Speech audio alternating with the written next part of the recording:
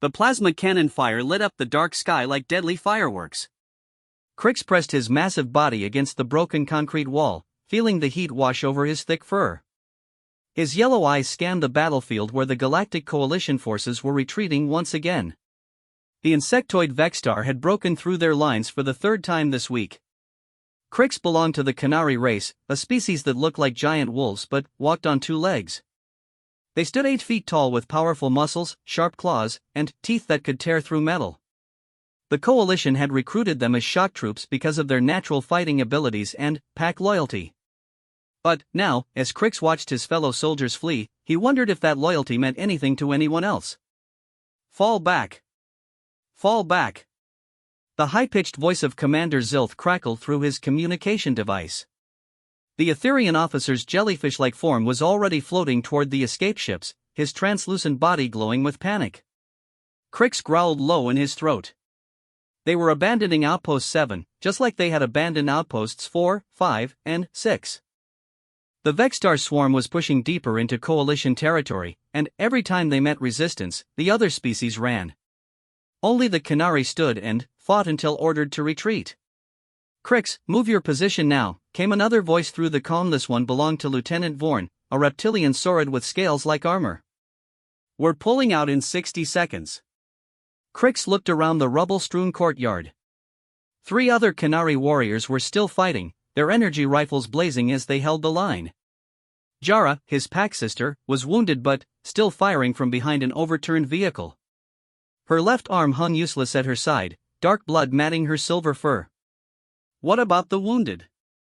Crix barked into his calm. Static answered him for several seconds.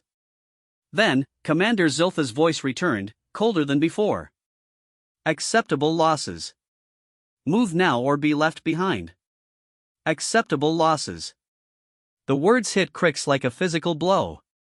He watched as the last Coalition transport ships lifted off from the landing pad, their engines kicking up clouds of dust and debris. On the ground, Jara struggled to stand, her good hand reaching toward the departing ships.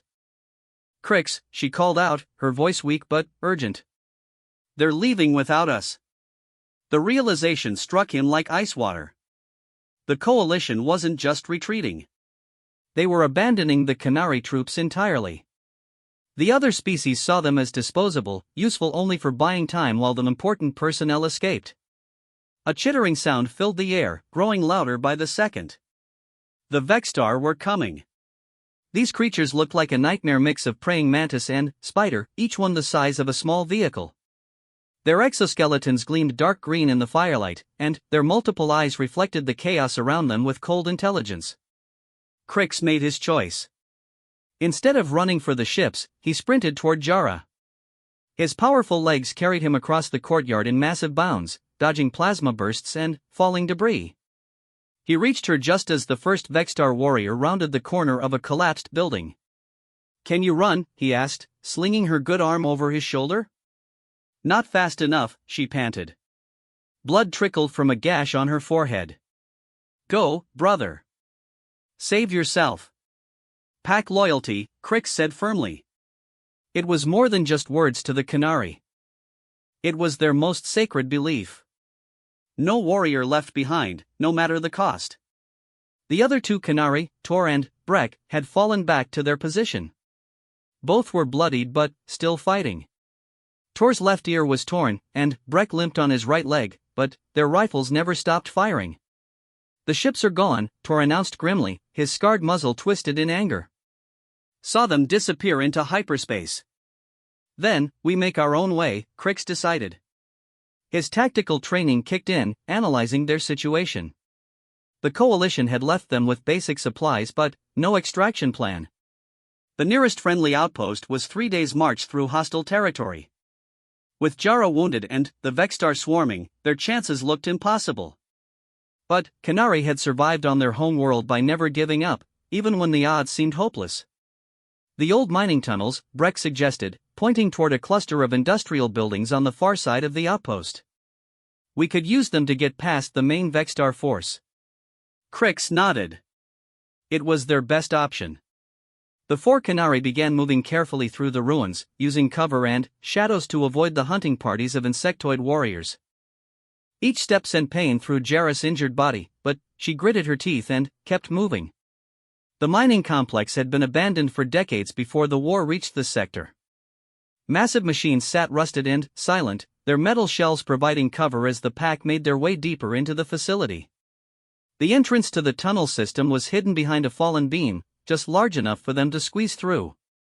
As they entered the darkness underground, Crix activated a small light stick.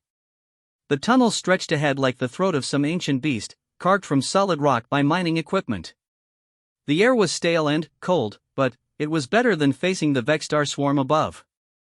"How long do you think we have before they find these tunnels?" Tor asked, his voice echoing off the stone walls. "Not long," Crix admitted. "The Vexstar are good hunters. They'll track our scent." They moved as quickly as Jarrah's condition allowed, following the main tunnel toward what their maps showed as an exit several miles away. The darkness pressed in around them, broken only by their small light and the sound of their breathing. After an hour of walking, they heard it. A distant chittering sound echoing through the tunnels behind them.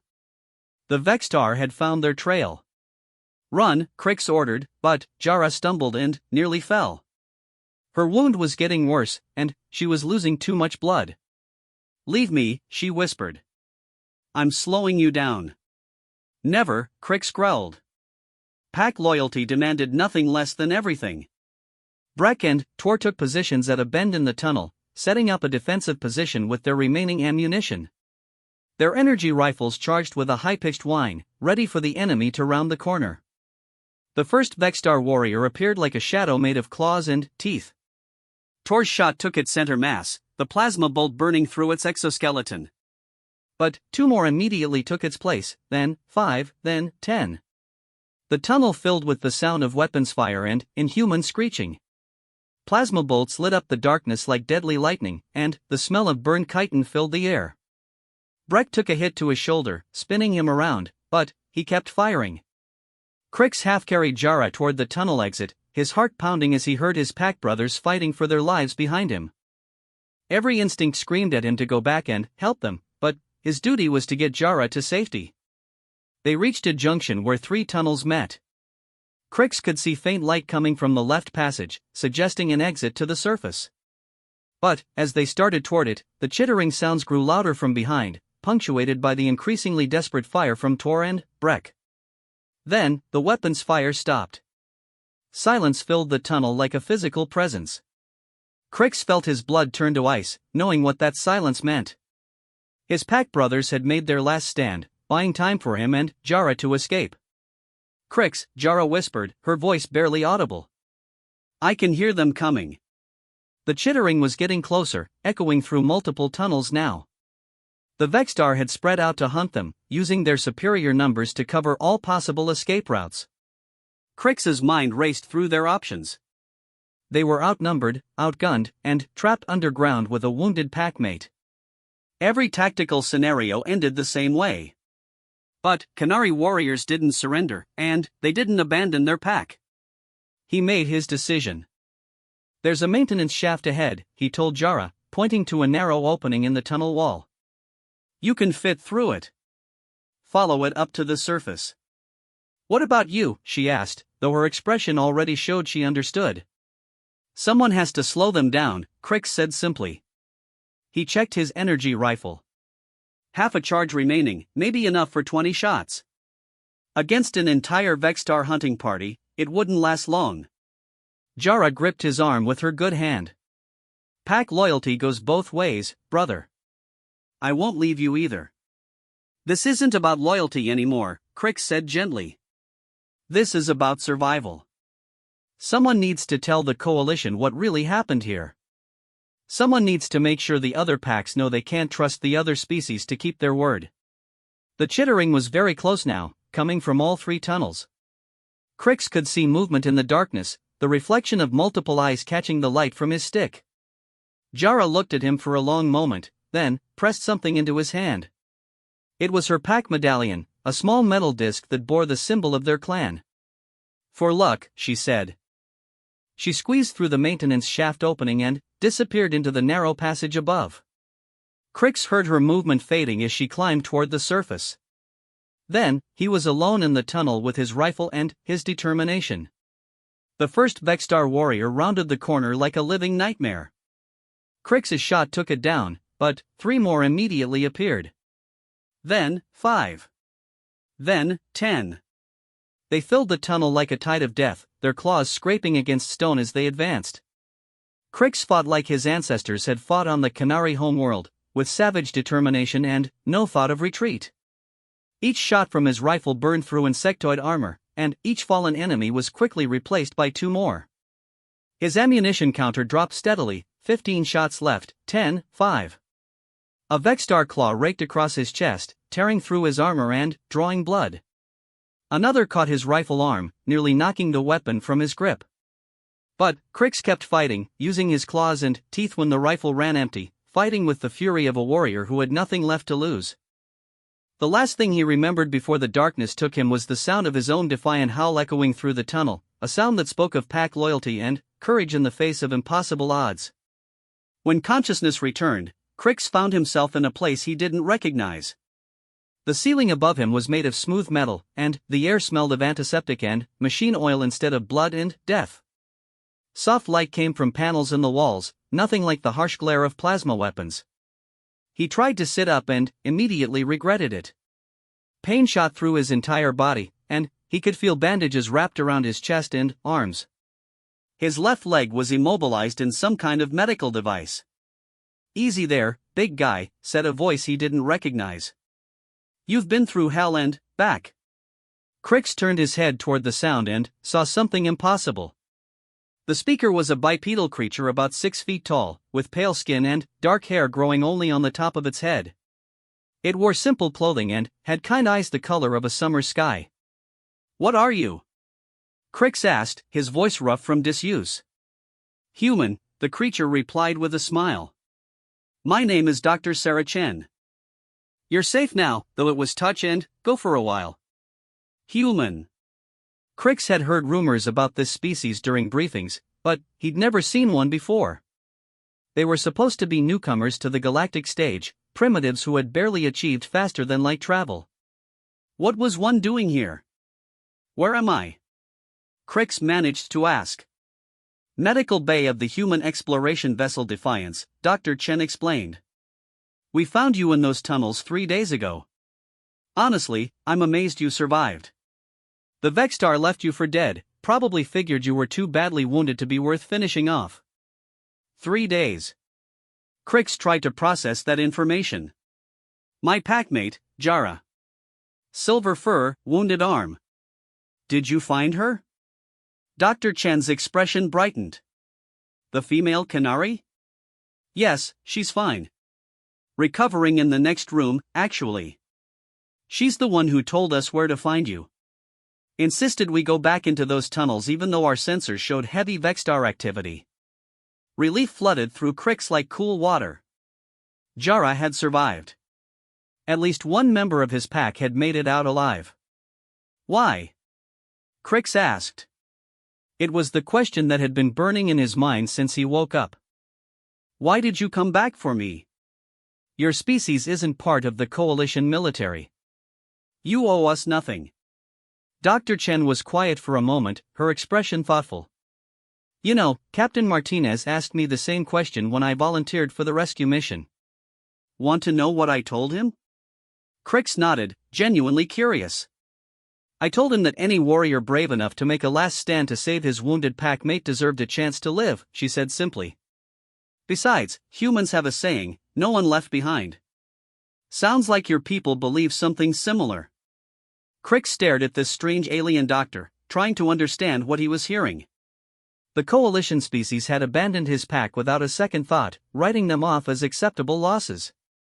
But these humans, who barely knew the Canary existed, had risked their lives to save a wounded enemy of their enemy. "The Coalition left us," Crix said, testing whether these humans knew the truth of what had happened. "We know," Dr. Chen replied, anger flickering in her eyes. "Jara told us everything. How they retreated without warning, how they left your wounded behind, how they classified your pack as acceptable losses." She paused, and her next words carried a weight that surprised Crix. That's why Captain Martinez decided we're not heading back to Coalition space, she said. We're taking you and Jara somewhere safe, somewhere you can heal and decide what you want to do next. No species that abandons their allies like that deserves our cooperation. The implications hit Crix like a thunderbolt. These humans were willing to break with the established galactic order for the sake of two wounded Canary warriors they barely knew. It was either the most foolish thing he'd ever heard, or the most honorable. You would do that for us, he asked. Risk conflict with the Coalition? Dr. Chen smiled, and there was something fierce in that expression, something that reminded Crix of his own pack's determination. The Coalition just made a big mistake, she said. They showed us exactly what kind of allies they really are. And humans? We have very long memories when it comes to betrayal.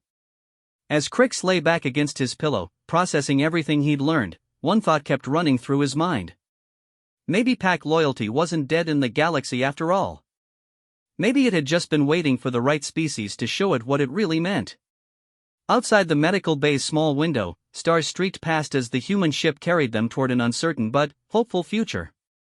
For the first time since the battle, Crix allowed himself to believe that survival might be possible after all. The galaxy was about to learn that humans didn't just rescue abandoned warriors. They adopted them. 2 weeks later, Crix stood on the observation deck of the human starship Defiance, watching an unfamiliar sun cast golden light across a blue-green world below. The planet looked peaceful from orbit, with white clouds swirling over vast oceans and green continents. It was nothing like the industrial war zones he was used to. That's Haven, Captain Martinez explained, joining Crix at the large viewing window. The human captain was shorter than most Coalition officers Crix had known, but there was something solid about him, something dependable.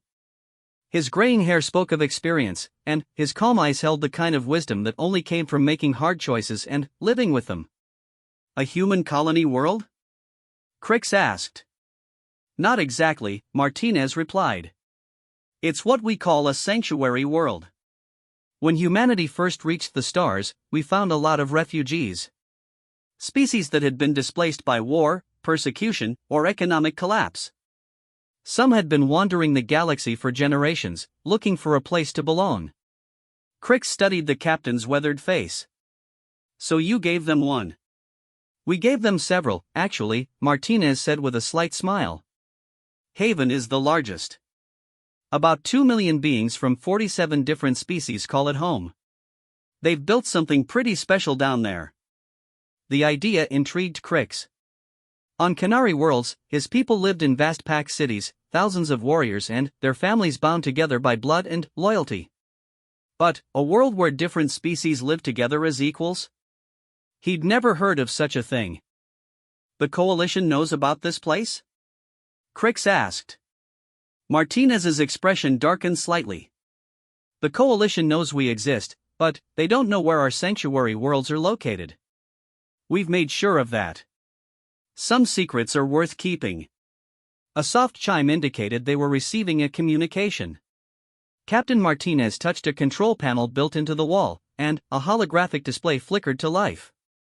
The image showed a human woman with short blonde hair and the kind of confident bearing that marked her as someone used to command. Captain Martinez, she said, I'm Administrator Collins of Haven Station. We've received your transmission about your passengers. Both Canary are welcome here, of course, but I wanted to warn you about something. What kind of warning? Martinez asked.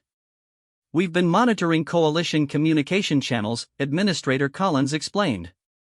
There's been chatter about missing Canary units. Specifically, they're looking for survivors from the Outpost 7 battle. It seems some Coalition leaders are concerned that witnesses might reveal what really happened there. Crix felt his hackles rise.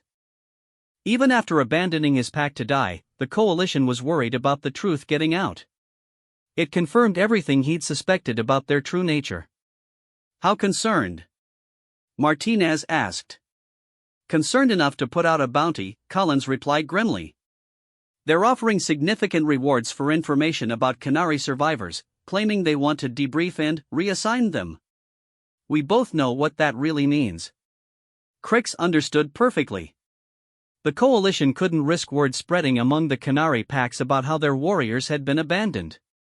If other Canary learned the truth, they might refuse to fight, or worse, they might switch sides entirely.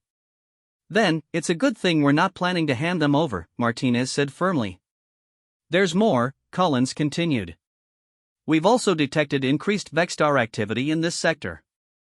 Long-range scouts, probably looking for coalition supply lines to attack. Haven's defenses can handle raiders, but if they bring a full assault force.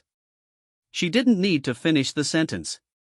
Crix had seen what Vexstar assault forces could do. They didn't just conquer worlds, they consumed them, stripping away everything useful and leaving empty husks behind.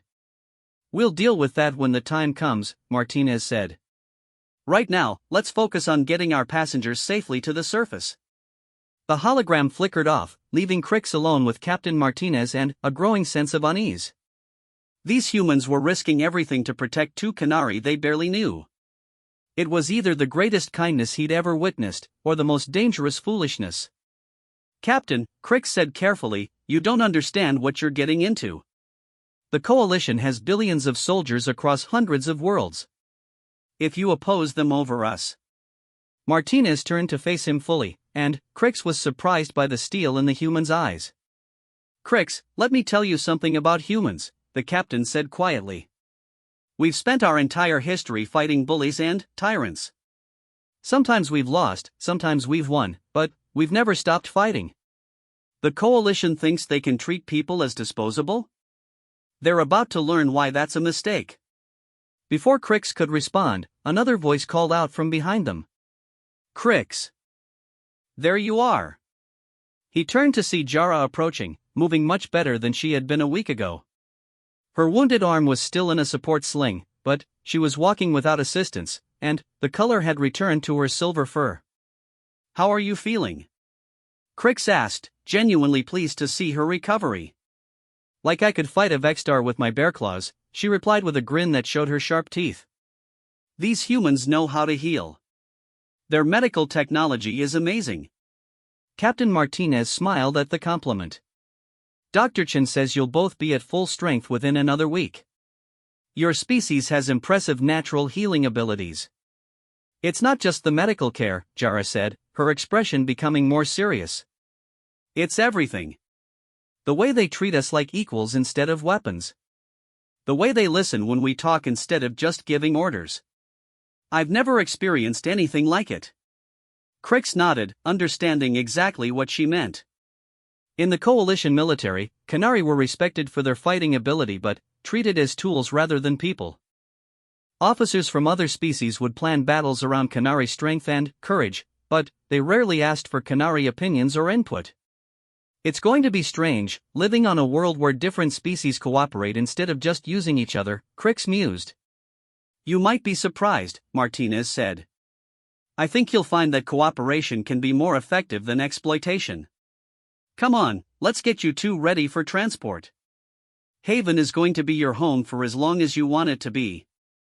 An hour later, Crix found himself strapped into a human transport shuttle, watching the blue-green planet grow larger through the side window.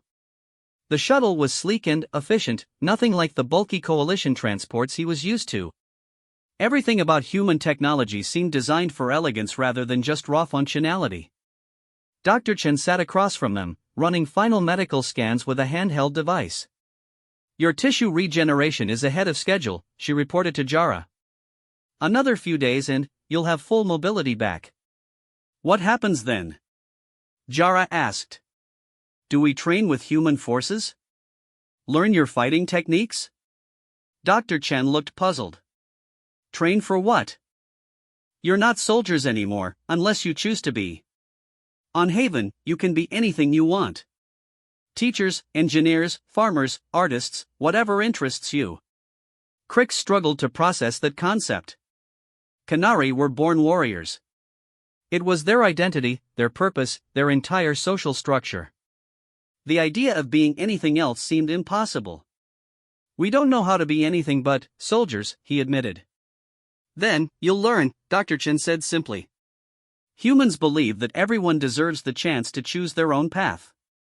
If you want to be warriors, there will always be a place for that. But, if you want to try something else, that's your right too. The shuttle broke through the planet's atmosphere, and Crix got his first close look at Haven. The landscape below was a mixture of natural beauty and careful development. Cities nestled in valleys between green hills, connected by transportation networks that seemed to follow the natural contours of the land rather than cutting through them. "It's beautiful," Jara breathed, pressing her face to the window. "The original colonists were environmental engineers," Dr. Chen explained. "They designed everything to work with the planet's natural systems rather than replacing them. It took longer to build, but the result speaks for itself." As they approached the main spaceport, Crix could see beings from dozens of different species working together on the ground. Tall, crystalline creatures that looked like living gemstones directed landing operations alongside furry mammals and scaled reptilians. Everyone seemed to have a purpose, and no one seemed to be giving orders to anyone else. The shuttle touched down with barely a whisper of sound. As the doors opened, Crix caught his first breath of Haven's air. It was clean and sweet, carrying scents of growing things and open water. After the recycled atmosphere of ships and military bases, it was like stepping into paradise. "Welcome to Haven," said a voice from outside the shuttle. Crix looked up to see Administrator Collins waiting for them, along with several other beings. She was shorter than Captain Martinez but carried herself with the same quiet confidence. Next to her stood a Canary warrior unlike any Crix had ever seen. The Canary was older, with gray streaks through his dark fur and scars that spoke of many battles. But, instead of military armor, he wore simple civilian clothes. Instead of weapons, he carried what looked like agricultural tools. "I am Varek," the older Canary said, stepping forward. "Former battle leader of the Iron Fang Pack. I've been on Haven for 3 years now." Crix and Jara stared at him in shock. A Canary battle leader was the equivalent of a coalition general. What was someone of that rank doing on a refugee world? "You're surprised," Varek observed with amusement. "I was too, when I first arrived. But, let me ask you something, when was the last time you woke up without wondering if you'd live to see another sunset?" The question hit Crix like a physical blow. He realized that he couldn't remember a single day in his adult life when he hadn't been preparing for battle, training for war, or recovering from combat. "That's what I thought," Varek said gently. "Come, let me show you what peace looks like." Over the following hours, Varek led them through Haven's main settlement. It was unlike anything Crix had imagined. Different species lived and worked side by side, not because they were forced to by military necessity, but because they chose to. They visited a school where human children learned alongside young beings from a dozen other worlds. They saw a medical center where doctors from different species shared their knowledge to create treatments that worked for everyone. They toured agricultural districts where innovative farming techniques developed by various species were combined to create abundant food production. "How do you avoid conflicts?" Jara asked as they watched a group of insectoid workers collaborating with mammalian engineers on a construction project. "Different species have different needs, different ways of thinking. The same way you avoid conflicts within a pack," Varek replied. "You talk, you listen, you compromise, and you remember that you're all working toward the same goal." "And what goal is that?" Crix asked. "Building something better than what we left behind," said a new voice. They turned to see a human woman approaching, elderly but moving with purpose. She was accompanied by a being Crix didn't recognize at first, tall and thin with silver skin that seemed to shimmer in the light. "This is Elena Rodriguez," Varek explained. "One of Haven's founding members. And this is Sylvius, from the Etherian Collective." Crix tensed at the mention of Etherians. These were the same species as Commander Zilth, the officer who had ordered the abandonment of Outpost 7. But, as he looked at Sylvius, he saw something different in this being's luminescent eyes. "I know what you're thinking," Sylvius said, his voice carrying the musical quality common to all Etherians. "You're wondering if I would have left you behind like Zilth did." Crix didn't deny it. "The answer is, I don't know," Sylvius continued honestly. 3 years ago, I might have. I was raised in the Collective's military culture, taught that some beings were more valuable than others. It took living here to realize how wrong that thinking was." "What changed your mind?" Jara asked, genuine curiosity in her voice. A human child fell into a river, Sylvius replied. I was the closest being to the water, but I hesitated because Etherians aren't strong swimmers. By the time I decided to act, a Canary farmer had already jumped in to save the child. He paused, his silver skin rippling with emotion. The farmer couldn't swim either, he continued. But he jumped anyway because a child was in danger. I realized then that courage isn't about being fearless. It's about acting despite your fear because something matters more than your safety. Elena Rodriguez stepped forward, her weathered face kind but determined. That's what Haven is really about, she said. It's about giving people the chance to become better than they were, to build something based on cooperation instead of exploitation. As the day continued, Crix began to understand what these beings had created. Haven wasn't just a refugee settlement or a hidden colony. It was proof that different species could work together as equals, that the galaxy's future didn't have to be built on the backs of the conquered and abandoned. But, even as hope grew in his heart, Crix couldn't shake the feeling that this peaceful world was about to face a terrible test. That night, as he stood on the balcony of his assigned quarters, looking up at unfamiliar constellations, Jara joined him. It's almost too good to believe, she said quietly. I know, Crix replied. Part of me keeps waiting for the catch, for someone to tell us what we owe in return. What if there isn't a catch? Jara asked. What if they really mean it when they say we're free to choose our own path? Crix considered that possibility. Freedom to choose. It was a concept so foreign to his military upbringing that he struggled to understand what it would even mean. Then, we'll have to figure out who we are when we're not just soldiers, he said finally. Maybe that's not such a bad thing, Jara mused. Before Crix could respond, a soft chime from the communication system interrupted their conversation. Administrator Cullen's voice filled the room, calm but urgent. All residents, please prepare for an emergency briefing. Long-range sensors have detected an incoming coalition fleet. Estimated arrival time, 18 hours. Crix felt his warrior instincts surge to life. The coalition had found them.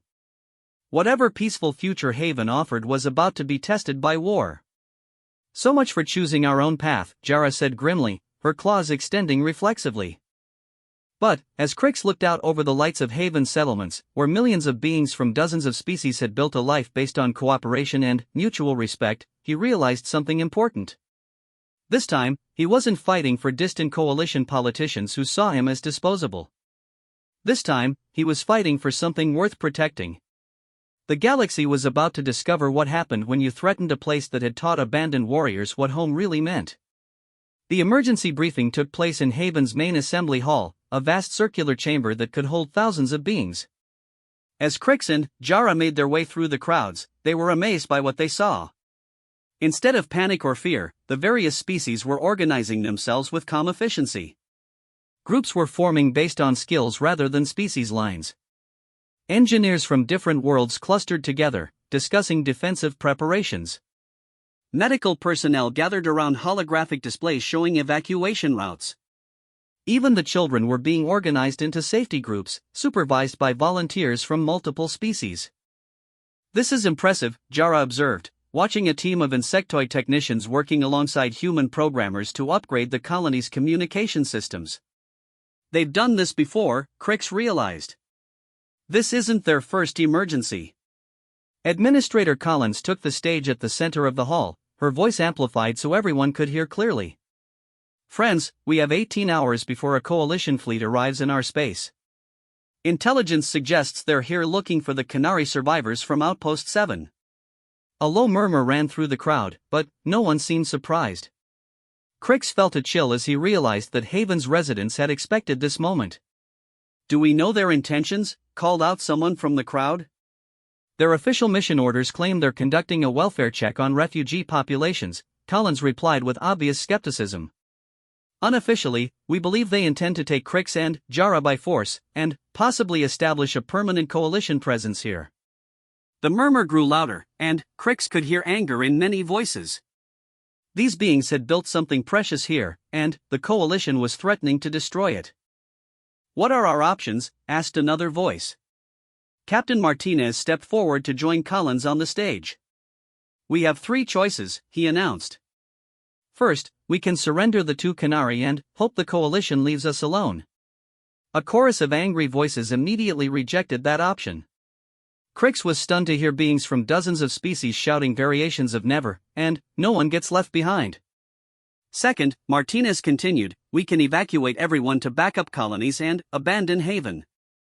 This option was also rejected, though more quietly. Crix could see the pain on faces throughout the crowd. Haven was their home, the place where they'd built new lives. Abandoning it would be like tearing out their hearts. Third, Martinez said, his voice carrying new steel, we stand and fight. This time the crowd was quiet, but Crix could feel the tension in the air. These weren't warriors, for the most part. They were farmers, teachers, engineers, families who had come here seeking peace. If we choose to fight, Collins added, we need to understand what we're up against. The coalition fleet includes 12 warships, including 2 heavy cruisers. By conventional military standards, we don't have enough firepower to stop them. But we're not conventional, said a new voice from the crowd. Crix looked around to see Varric pushing through the assembly, his scarred face grim but determined. Behind him walked other beings Crix hadn't met before, a mix of species, but all carrying themselves with the unmistakable bearing of veteran warriors. Who are they? Jara whispered. The Haven Defense Corps, Varric explained as he reached the stage. Volunteers from every species on Haven who've chosen to train for moments like this. We're not a military in the traditional sense, but we're not helpless either. A massive being Crix hadn't seen before stepped out of the crowd. It stood nearly 10 feet tall with thick armor plating covering its entire body. When it spoke, its voice resonated like distant thunder. I am Thorak of the Stoneguard clan, the being announced. My people were enslaved by the coalition for 3 generations, forced to work their mining worlds until we died of exhaustion. When humans found us and brought us here, we swore an oath. The giant being raised one arm, revealing massive claws capable of tearing through metal. We swore that no one would ever again take our freedom. That oath includes protecting the freedom of everyone who calls Haven home. Similar declarations began coming from all over the crowd. Former slaves, political refugees, economic exiles, survivors of wars and persecution, all of them willing to fight rather than see their sanctuary destroyed. The coalition thinks this is just another refugee colony, Collins said, her voice carrying new confidence. They expect us to surrender or scatter when they show force. They don't know what we've built here.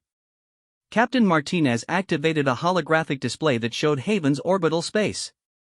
Our defenses aren't traditional, but they're extensive.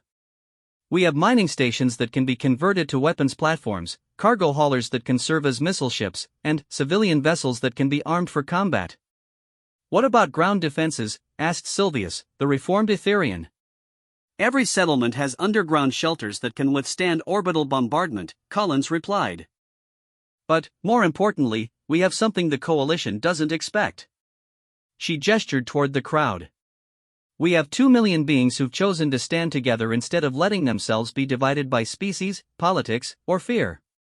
As the briefing continued with technical discussions of defensive preparations, Crix found himself struggling with conflicting emotions. These people were willing to risk everything to protect him and Jara, but they weren't soldiers. Many would die if the coalition attacked. We should surrender ourselves, he whispered to Jara. We're not worth all of this. But Jara shook her head firmly. It's not just about us anymore, she replied. Look around. They're not just protecting 2 Canary. They're protecting the idea that people can choose their own destiny. As if hearing their conversation, Elena Rodriguez appeared beside them. The elderly human woman moved with surprising stealth for someone her age.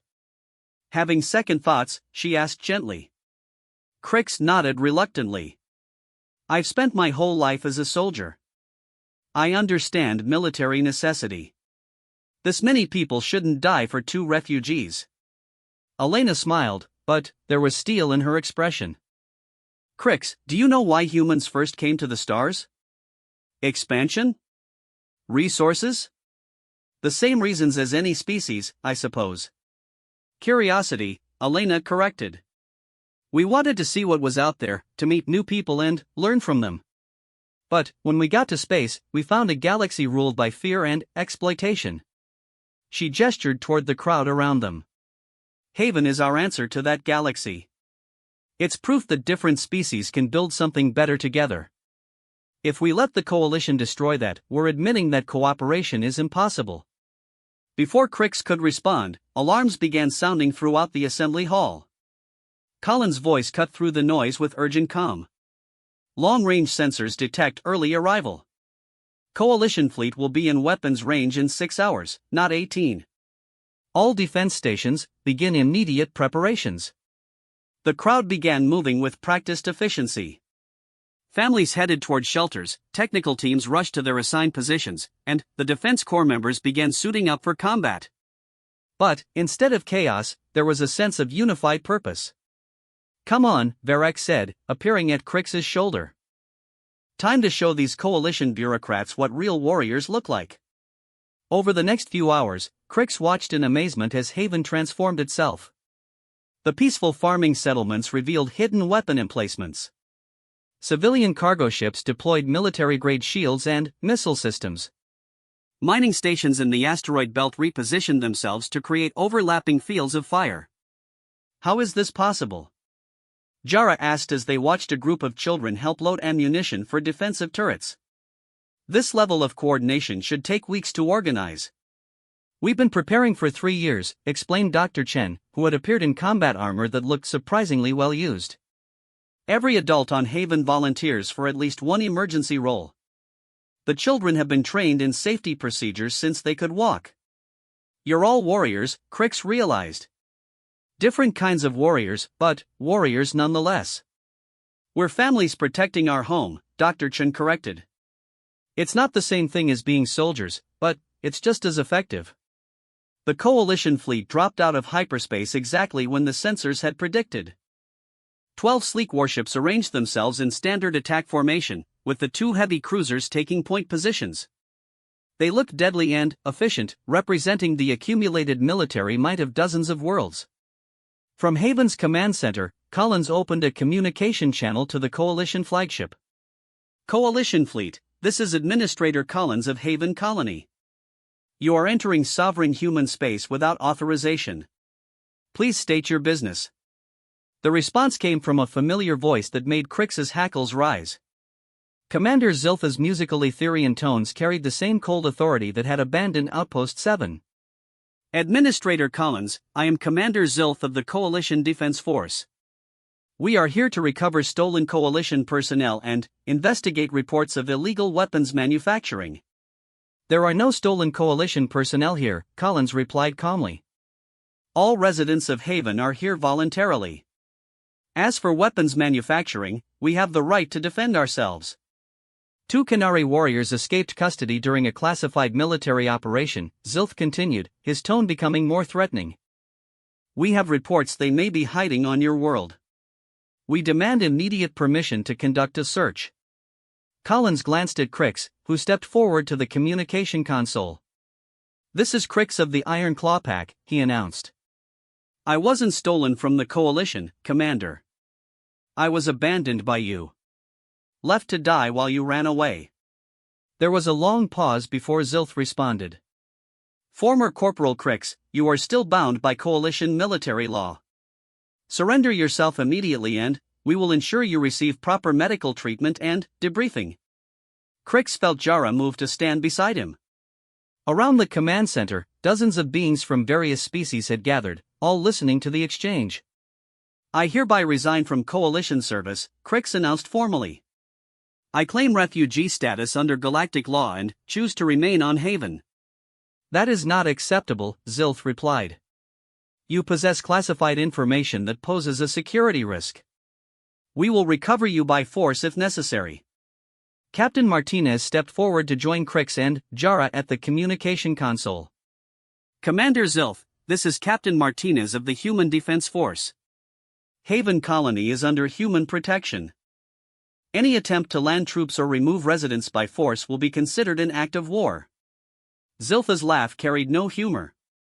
"Captain, you have 12 cargo ships and converted mining equipment. We have 12 military vessels including heavy cruisers. This isn't a war, it's pest control. Then, come and try, Martinez replied simply, cutting the communication. The command center fell silent for a moment. Then, Thorak's rumbling voice filled the space. I have fought coalition forces before, the massive being said.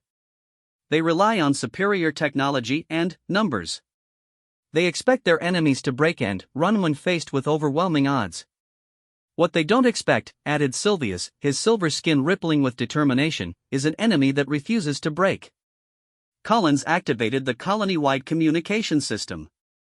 All residents, this is Administrator Collins. The coalition fleet has refused to recognize our sovereignty. We are now in a state of defense. Remember your training, protect your families, and show them what Haven stands for. The first coalition attack came within an hour. 3 destroyers moved into close orbit and began targeting what their sensors identified as military installations. What they found instead was a maze of hidden defenses and false targets that had been carefully prepared over years of planning.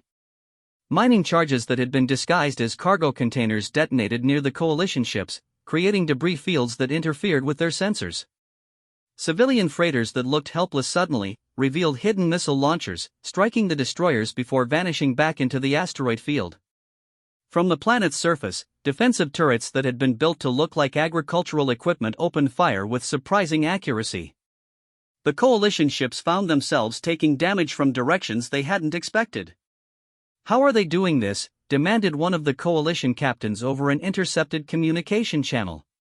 They're fighting like a pack, Crix realized, watching the tactical displays. Every ship, every station, every defensive position is coordinated with all the others. They're not individual units following orders, they're one organism defending itself. The coalition's superior technology began to tell as the battle continued.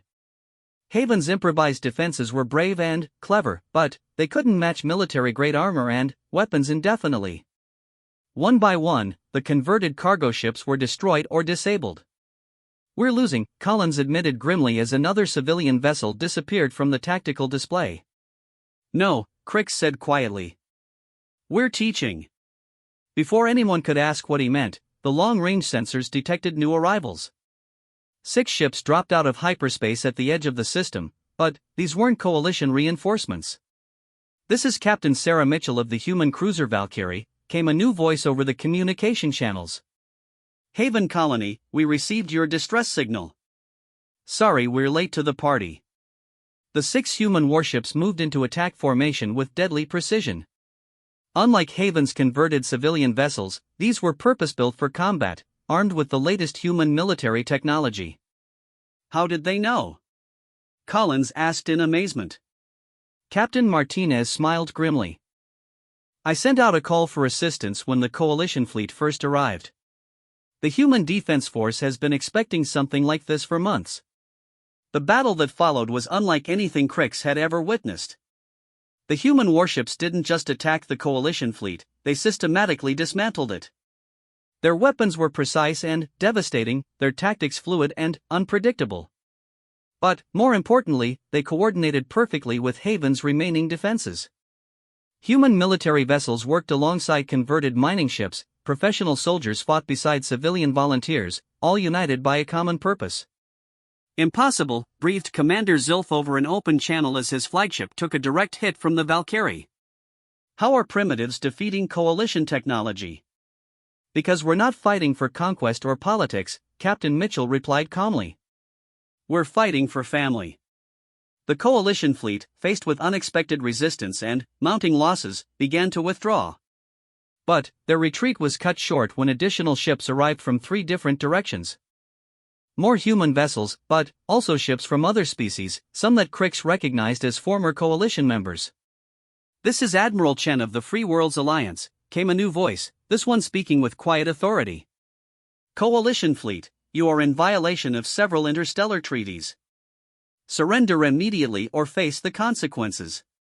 Crix stared at the tactical display in amazement. 30 ships now surrounded the battered coalition fleet, representing a dozen different species that had apparently coordinated their arrival. Admiral Chen? Dr. Chen looked up from her console in surprise. That's my sister. Your sister is an admiral? Jara asked. Long story, Dr. Chen replied with a grin. I'll explain later.